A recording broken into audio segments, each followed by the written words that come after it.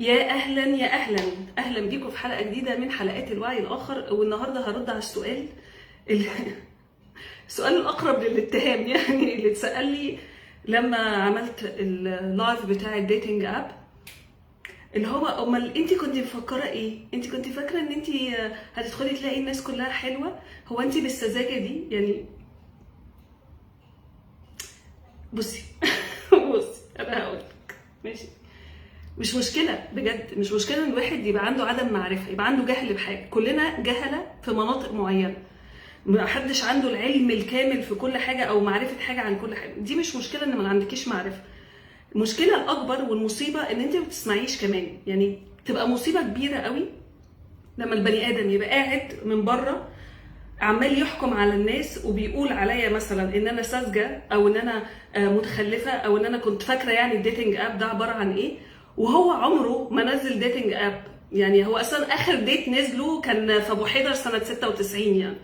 فدي مشكله كبيره. المصيبه انت ما بتسمعش بقى. يعني مش انت ما عندكش خبره شخصيه، لا انت كمان ما بتسمعش خبرات الناس. فبتفضل تعمل ايه؟ تنتج في فضلاتك الفكريه وتطرحها، تحدفها، ترجعها على الناس، وتقوم راجع تاني تستهلكها. لان مفيش مدخلات، انت مفيش حاجه بتدخل اصلا عشان ترجع تشكك، تسال، تتساءل، تراجع كده معتقداتك شويه، تراجع افكارك شويه. فعايزه بقى تعرفي، لو خلاص بعيدا عن فكره سذاجتي ان انا ساذجه، since I using الديتنج اب من 2005، من قبل ما يبقى في اب اصلا كنت بستخدم اونلاين ديتنج من 2005. فمعلش انا عندي خبره، انا عندي معرفه.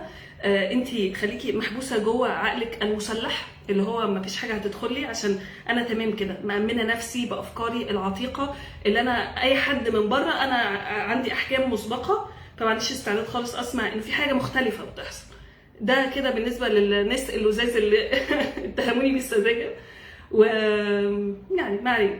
انا بقى شايفه الديتنج اب ازاي. الموضوع ده جميل قوي يا جماعه. الديتنج اب خلينا متفقين ان هو زيه زي الدنيا، زي الحياه. هو احنا كلنا ماشيين في ملايكه حوالينا يعني. أنا مش فاهمه في ايه الفكره، بس ان هو بيريفيل لايرز اسرع شويتين. يعني لما تدخلي تتكلمي مع واحد وبعد 15 دقيقه يتكلم عن السكس والبريفرنسز ويوعدك وعود خرافيه عن قدرات الجنسيه الهائله وقد ايه انت هتتبسطي. يعني بيفرض عليكي كمان انت قد ايه هتتبسطي معاه. يعني مش عارفه انت جبتها منين، يعني جبت منين هذا التوكيد ان انا هبقى مبسوطه معاك في السرير؟ يعني مش عارفه. يعني في الناس دي بتظهر على حياتها اسرع في الديتنج اب. في الحياه العاديه لا، بناخد وقت بقى عشان احنا فيس تو فيس، عشان احنا في نفس السيركلز، عشان احنا عارفين بعض. ففي لايرز بتستخبى. في حاجات كمان الديتنج اب بيساعد فيها قوي، ان الناس ممكن تتكلم بحريه اكتر مرتين ثلاثه عن نفسهم. يعني في ناس بتحكي حاجات فيري انتيميت، وبتحكي حاجات تروماز من الديب ويب بتاعهم. عمره برضو ما هيبقى بهذه الاريحيه، لانه مش كل الناس اللي بتظهر زي ما في باطنها. لا، مش كل الناس انه بهذه الشفافيه. فاهمين؟ يعني في ناس بتبقى بتبين حاجه، صوره خطيره جدا عن نفسها، وفي الحقيقه الحياه الحقيقيه وعلى الديتنج اب بيقلع الماسك ده وبيبين كل القذرات اللي جواه.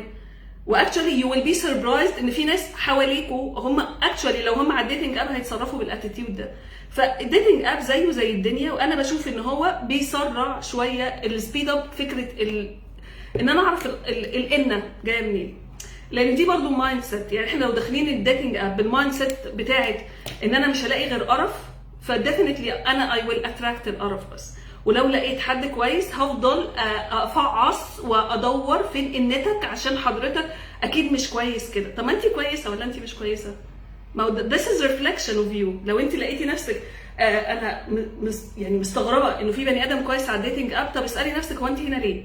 انت اصلا ليه على ديتنج اب من الاول؟ يعني لو انت شايفه ان هو بيبقى عليه العرر بس. يعني زي عندي صديق بعد اللايف اللي فات كان بيقول لي انا شايف ان معلش يعني ان معظم الرجاله اللي هتبقى موجوده على الديتنج اب هم رجاله معيوبه. قلت له المايند سيت دي اصلا هتجيب الرجاله المعيوبه. المايند سيت دي اصلا بتجادج من قبل ما تاكسبيرمنت. يعني احنا محتاجين نخوض التجربه عشان نعرف هو هيبقى معيوب ولا لا. وبعدين قلت له ما انا ستيل هقيس على نفسي. انا اتجوزت 3 مرات من ديتنج اب، 3 مرات ما فيهوش حد فيهم معيوب. وحتى الناس اللي بتقولي طب ما الجوازه ما نجحتش، طب ما كده كده على فكره الجوازه ملهاش علاقه بان انت متجوزه بنت خالتك اللي متربيه معاه والجوازه ما تنجحش. ديتنج اب از ا تول احنا بنستخدمها عشان نوسع البول، نتعرف على ناس جديده لا اكتر ولا اقل. هو مفيش جارانتي غير ان انت تبقى عارف يور باوندريز، ان انت تبقى بص انا هعمل لكم ورك شوب على ديت اونلاين ولاف اوف لاين بجد، انه ازاي البني ادمين يتعرفوا على بعض ثرو ديتنج اب. عشان انا بسمع مهازل، يعني الستات تبقى متضايقه قوي ان الراجل عمال يتكلم سكس توكس. طب وانت ليه مش بتاخدي الباور وذن وتوقفيه؟ يعني ليه تقولي ان such a topic I'm not interested in مثلا؟ يعني ليه لازم هو الكون كله يتصلح على مقاسي عشان خاطر انا ابقى راضيه ومبسوطه؟ انا ممكن ارفض، وممكن اقول له خلاص لا انت لو هتفضل تتكلم في الحوار ده انا حاسه ان انت بتجامب انتوا مواضيع احنا لسه ما وصلنا لهاش. يعني ما تاخدي انت الباور وبانيشيتيف وقولي لا. يعني هو انا بجد عشان ده فئه من الناس لو على مقاسك خديها طبعا، يعني مش بعمم، بس هو في فئه من الناس بيبقى عندها ان انا عايز كل حاجه تبقى حلوه عشان انا بقى راضي ومرضي، بس انا ما بعملش اي افورت. واكشوالي عشان تعرف تقعد على ديتنج اب انت محتاج تعمل افورت ناحيه معرفتك بنفسك. يعني محتاج تعمل افورت ناحيه انا اعرف انا عايز ايه ومش عايز ايه، امتى بوقف، امتى بنجز في الحوار اقول يلا ننزل نتقابل، امتى بقول لا ده ريد فلاج انا اصلا مش هقرب منه. يعني ببقى فكره ان انا بدي حد تشانس لانه في بوتنشال، او ان انا اتجرد من احكامي المسبقه واشوف البني ادمين كما هما. مش ممكن يكون في حد انا فعلا فاكره ان هو بعيد عني خالص وبعدين يطلع بيعجبني، وارد جدا. يعني انا فاكره في مره من المرات انا كنت عايزه حد يكون بيهتم بيا قوي. يعني ده كانت رغباتي، انا عايزه حد بيهتم بيا، ان هو يكلمني وازيك وعامله ايه واخبارك ايه. ربنا بقى رزقني بحد ما كانش بيقفل التليفون، كل 3 دقايق يكلمني عامله ايه، قلت له والله ما عملت كده يعني ما اتولدتش اساسا ما لحقتش. ففهمت انه ده مش نوع الاهتمام اللي انا عايزاه. انا اي ويش فور something، ولما جات لي الحاجه دي مش ده اللي انا عايزاه. يعني بنجرب الحاجه عشان نشوف هي لايقه علينا ولا مش لايقه علينا. فيعني بليز الناس اللي بتحكم من بره، اللي هم اصلا يعني متجوزين بقالهم سنين وما نزلوش ديت بقالهم سنين ومش عارفين يعني ايه ديتنج اب اصلا، ويقولوا لا ده كده عيب وغلط وحرام وكلام من ده. خلي كل واحد يعيش حياته، يجرب تجربته بليز. يعني بلاش تحكم كده وانت قاعد في بيتكو. يعني انت اخرك اللي هو سقف الاوضه اللي انت قاعد فيها، ما بتفكرش ابعد. سيب الناس اكسبيرينس، دونت جادج بيبل. يعني مش انت قاعد فاضي ان انت تحكم على الناس. لو عايز احكم يا عم مفيش مشكله. والناس التانيه اللي خايفه تدخل الديتنج اب عشان هتلاقي عرر، اكشولي لو انت داخل بالمايند سيت دي هتلاقي عرر. الفكره احنا مش بنجين الامان، يعني مفيش حاجه حد بيعملها لي فانا بحس بالامان. يعني I believe in this. I believe انه مفيش حد هيعمل حاجه فهيكتسب ثقتي. هو في حد هيعمل حاجه هيسحب احساس الامان، او يعني الاصل في الموضوع ان الحاجه جوايا، ان انا اللي حاسه بالامان. يعني زي البنات الكتير قوي ان they never share الداتا بتاعتهم الحقيقيه. وعلى فكره في رجاله برضو بتعمل نفس القصه، كفايه ان هم بيخبوا ان هم متجوزين. يعني دي كفايه بعد ذلك، عشان هم مش حاسين بالامان. اوكي ماشي، الامان ده انت بتحسيه بينك وبين نفسك. يعني برضو يعني انا ماي مايند سيت بتقول ان انا ما عنديش حاجه اتكسف منها او اخاف اقولها. عندي برايفسي، ده نقطه مختلفه، انه انا عندي برايفسي. بس انا ما عنديش حاجه انه لو اتعرفت عني ان انا نزلت قابلت فلان ده هقول يا لهوي لا مش انا، او هنكر. I trust myself وانا 100% مقتنعه باللي انا بعمله. فاللي يعرف حاجه يعرفها. يعني بس عايزين نفرق انه في برايفسي، انا عندي برايفت لايف، اكيد مش هحكي كل حاجه لاي حد، بحكي لناس معينه. بس انا لو حد عرف عني حاجه وجي سالني بقول، يعني مش هنكر خالص. سالتني اي سؤال وانا تمام معاه انه هو وانت في السيف زون بتاعتي، انا هحكي مفيش مشكله. فهمنا القصه؟ فالبنات انت محتاجه تجين التراست، انه عندك ايه تخسريه. لو انت خايفه من ناس حواليك، لو انت خايفه من مجتمع، يعني انا I know I trust I am safe outside. شكرا يا دينا فعلا. يعني لو انا خايفه من ناس حواليا فانا محتاجه اطمن خوفي ده. يعني انا اللي ازرع الثقه جوايا، عشان طول ما انا داخله خايفه فانا بشكك في كل اللي حواليا. واكشولي اي جارانتي ان كلنا واحنا على ديتنج ابس قابلنا ناس نعرفهم، فتقول لك يا لهوي فلان شافني. طب ما فلان، او انت يعني شايفك في كباريه وانت شفتيه طالع من المسجد، ما انتوا الاثنين على الديتنج اب ما يشوفك. يعني انت بتعملي ايه؟ الفكره المايند سيت، واحنا داخلين ديتنج اب محتاجين نظبط المايند سيت بتاعك. انا داخله اختار اللي مناسب ليا، مش داخله اقبل من اللي معروض، يعني مش مهم المعروض، ممكن اشوف 100 واحد ولا واحد يبقى مناسب ليا، بس اتليست I'm gaining experience ايه اللي بيعجبني وايه اللي مش بيعجبني. في حاجات بعد ما بنجربها بنلاقي ان هي مش عاجبانا، في حاجات بنبقى رافضينها تماما وبعد ما نتعايش معاها شويه بتعجبني. خد، فالمايند سيت بتفرق. ف يعني والديتنج اب زيه زي الدنيا، يعني معلش يعني خلينا تبان عجرفه شويه بس نحسبها عجرفه عادي. كم حد حواليك لو انت عندك awareness level any kind of awareness level or self awareness، مش بالمحيط يعني بنفسك، كم حد زيك؟ يعني انا في communities بلاقي ان احنا قليلين، اللي زينا مش كتير، اللي بيفكروا بالطريقه زينا او عندهم self awareness زينا مش كتير.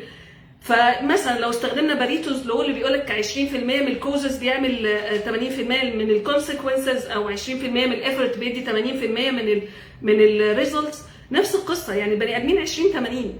يعني انت لو انت بقى عندك المايند سيت اللي هي القويه بتاعت انا عارف نفسي وعارف انا عايز ايه وما اعرفش ايه، ففي الاخر هتلاقي قد ايه؟ هتلاقي 20% اللي هو ممكن تدور فيهم من وسط ال 80%، بس هما مش كتير زي ما بيحصل معانا في الدنيا. احنا كل فين وفين لما بتلاقي حد، وانا بالنسبه لي يعني ايه ده، والله الناس دي شبهي بتفكر زيي، بس في 80% من البني ادمين والله ما بيغيروا طريق عودتهم للمنزل. لو لقوا طريق اللي بيرجعوا بيه من البيت مقفول بيقفوا يستنوا لحد ما يفتح. 80% من الناس they never question اي حاجه بتحصل في الدنيا، زي اللي بتقول عليها ساذجه كده، هي ما بتتسالش، ما بتبصش حواليها، يعني احنا حافظين حاجه فاحنا بنكررها من غير ما نرجع تاني نبص جوانا، هي دي مناسبه ليا، مش بتخدم رحلتي، ما بتخدمش رحلتي، كلام من ده. فدونت اكسبكت نيفر انه على ديتنج اب حضرتك هتدخل تلاقي الناس كلها شبهي والناس كلها بتتعامل زي ما انا عايزه. ما تعامل يا حبيبي، وسع البول بتاعك، خلي عندك سعه. انه في حد بيتكلم بقله ادب، اتعلم ردود تردها يعني بجد. يعني حد زي بيقول لي ايه، بيقول كان مره يعني زمان، بس انا اي كويت بقالي سنتين، ربنا يحفظ لي عماد حبيبي جوزي يعني، بس كان حد بيقعد يقول لي انا عايز اتكلم معاكي في التليفون، انت شخصيتك عجبتني، which is خلاص انا عارفه ان اكيد شخصيتي هتعجبك. فقلت له طب ايه اللي هيخليني انا هستفيد ايه لما اتكلم معاك؟ ما انت ما وريتنيش حاجه انا تخليني اخد ستيب. فخلينا نشتغل بالمايند سيت دي، انا داخله ادور على ماتش ليا، مش على واحد يقبل بيا. ونفس القصه الرجاله، واكشولي الناس هتلاقي بعض، يعني كل الحاجات موجوده. يعني سبحان الله خادم الملكه ده، الناس اللي عندهم فكره انه ابقى خدام تحت رجلك، والفكره اسمها ايه اللي بيبقى الخادم والملكه والناس الغريبه دي، يعني كنت بقع فيهم كتير. واول ما يقول لي كده خلاص انا بقفل الحوار، انا مش عايزه حبيبي يجي جوزي يجي او انور اللايف، فبقفل الحوار. فاتس اول اباوت مايند سيت وكوميونيكيشن، والناس تبقى عارفه نفسها، انا عارف عايز ايه فبدخل اخد اللي انا عايزه واخرج، خلصنا على كده. زيه زي الدنيا. هل انت طول ما انت ماشي في الدنيا بتلاقي ناس بتعجبك؟ ديفينتلي لا. بتلاقي ناس بيعجبك حاجات فيهم، بس مش لدرجه ان احنا تو موف تو ذا نكست ستيب ونبقى ان ريليشن شيب وكلام من ده. انا فاكره الديتنج اب ايه، فاكراه يعني مكان بيجمع ناس they are searching for relationship in open relationship marriage for play sex اي حاجه، بس هو مكان بيجمع الناس اللي بيدوروا على حاجه معينه. فبدل ما ادور في الدنيا الواسعه اللي انا اوريدي ممكن اكون شفت كل الناس اللي اعرفهم فيها، بروح للمكان المخصص ده. بس ده اللي انا فاكراه. وشكرا ليكي ان انت طلعتي كل الكلام ده من جوايا، وشكرا ليكي ان انت بتقولي عليا ساذجه. بليز حضرتك ريفلكت انسايد. شكرا.